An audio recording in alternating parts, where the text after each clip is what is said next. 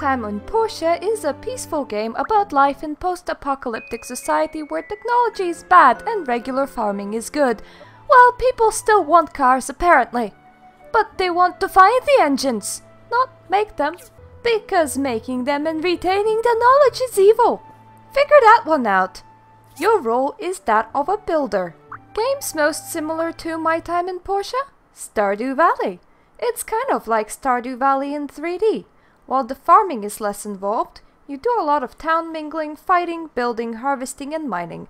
So if you liked Stardew Valley, you'll likely like this one too. Pluses. Relaxing. Most of the game you'll spend mining, fishing and mingling. Fast reflexes are not really needed even in combat.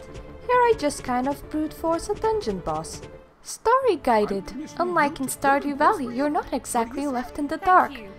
There's a very well defined story to follow and you always have at least some story mission hanging there.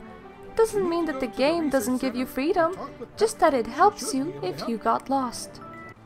Massive, a pretty big game that opens up to an even bigger game as the story unfolds. Seriously, you can spend a whole game day just running around the island.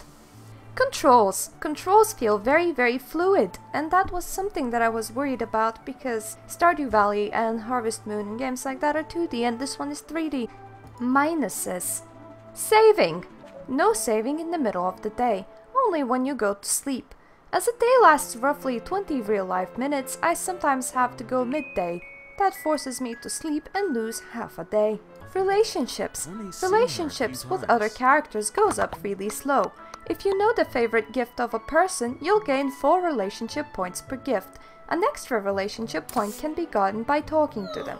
However, you need 1000 relationship points for 10 hearts. That is insane! On the upside, relationship does not decay over time, so if you feel like ignoring them for 5 years and then hating them up again, they'll be super happy to see you. RNG. Mining RNG can be especially frustrating. A lot of the old parts that you'll need to build things you won't be able to make or buy, just to find as an artifact.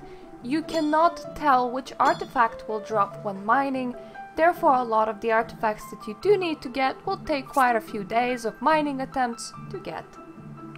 I think this covers everything. To sum up, My Time at Portia, while it's still an early access title, has about 20 hours of story missions alone and feels really finished. In My Time in Portia, you play as a builder, not a farmer. Didn't want to mislead any people in case they thought about that.